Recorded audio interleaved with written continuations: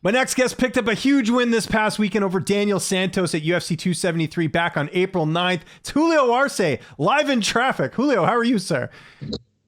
I'm good, man. Good. Really freaking hyped after this major win in Jacksonville at like an electric night in Florida.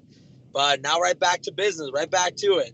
Yes, for sure. And I just want to make sure you got your seatbelt on. Everything's good. Don't want to get you in any trouble right now with the law. But that fight, man, what a performance. The game plan, what was it going in? Because it reminded me a bit of the Dan Ige fight. Was it a similar game plan for that one? It was a very similar game plan. I know, like, Daniel Santos, I mean, if you saw the whole fight, he never stopped coming forward, very aggressive, looking for a lot of it, like his spinning kick or spinning back fist finish. So we just focused. One, I felt like my old self, meaning lateral movement, picking apart, establishing a good jab, and just keeping them guessing on what was coming. And that's exactly, once I got the reads, it was ready to go. I just cruised there. Anything surprise you about him in the fight that maybe you weren't expecting? You know what? I think the fact that he initiated some takedowns, but also, that he never, like, I'll tell you what, first he went for 3 rounds with that forward pressure, which was very impressive because a lot of people can't do that. Yeah. And obviously, I'm pretty confident going to the scorecards. I don't think there's any question you won. How did you celebrate after the victory? Honestly, when I celebrate after, I just like to go sit down, eat, and then probably go to sleep. And I'll celebrate the rest of the week by going out, getting some food with friends, family. And then, then I celebrate. Because when you go, you're like, literally after fight week and after all that's done, you're exhausted. You are tired. It's like, I'm freaking tired there. Are you still there? Yeah, I'm still there. I got you. Right, lost your video. There we go. Now we're back. Yeah, it's all good. Yeah, and then it's tiring. So it's like, and then you fight, and it's like the whole moment like passes, and it's like right away your body's just like, all right, I'm tired. Yeah, because all that effort's been put in. It's like this huge buildup, and then after the fight, it's kind of like, okay, now you got to come down from it, right? Yeah, exactly. Yeah, so which is why a lot of fighters can't sleep after the fight, Yeah, I know some people party after that. I'm like, that's too hard for me. It's because we're getting older, Julio. That's what it comes down to. Now, I wish we could call this a flawless performance, but I know obviously you missed weight heading in. What was sort of the reason for that? Anything you kind of reveal after the fact? You know what? I think there was just a little miscalculation on my end, and honestly, it's like that miscalculation won't happen again. I mean, look, I made weight in my other fights, and it was fine. I think for this one like I'm actually, we're still trying to sit down, like figure out like what went wrong. And I think, it was just one of those like weight cuts. Also, for me, when I stepped on the scale, like I was actually still sweating. So like I didn't wipe down or anything. I was like, I just got to get to the scale because I didn't want to miss the time. So that was the last one on the scale. And yeah, it's like there's just a flaw happened there somewhere. It's like we were on a ship, we're sailing, and then like there was a little hole somewhere where water started leaking in, and I couldn't find it. And I was like, I apologized to my opponent and his camp. I'm like, I'm sorry, guys. But I'm like, there's no excuse. Like, it was unprofessional of me. I'm like, it won't happen again. It won't happen again. Absolutely. And to be fair, it wasn't a big miss. It's not like you came in like you didn't pull Apollo Costa and said, hey, we got to go up a weight class, right? Yeah, shit. I mean, that's a whole different story there. It's like, yeah, for sure. Again, first fight of the night, it was something where, really got people going. What has been the feedback since that victory? Because again, a lot of people are impressed. I'll tell you what, though, like I rewatched the fight, and I think the commentary, like, they were all like just complimented just how everything was just crisp.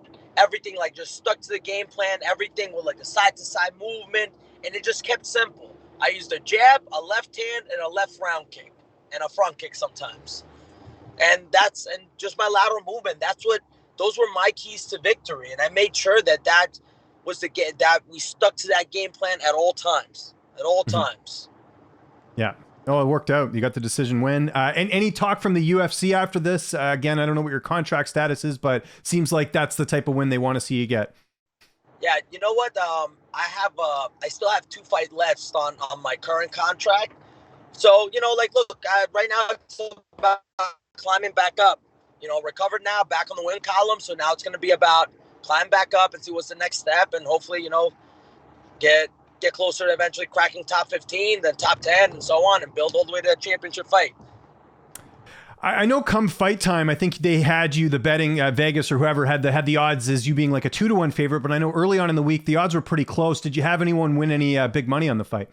I'll tell you what, some people kept telling me that they won some good money on me, and I was like, hey, man, that's awesome. Because honestly, I didn't know the betting odds or anything, but I knew that this kid was a prospect coming out of Charles Oliveira's camp. You know what? I was fine with that. I was like, yeah, the pressure's on him. He was a hype, and they were seeing, how in my mind, I'm thinking, it's his first fight.